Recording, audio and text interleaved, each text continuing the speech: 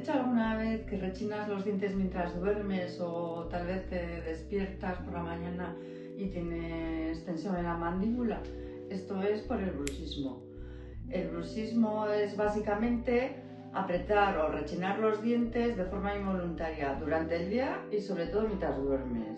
Lo que pasa con el bruxismo es que con el tiempo te puedes desgastar los dientes, crear sensibilidad o problemas en la mandíbula, vamos. Los motivos más comunes por lo que sucede esto es por el estrés, la ansiedad, una mala oclusión o diversos factores.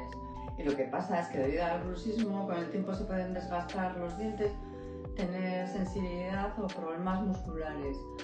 ¿Cómo podemos solucionar esto?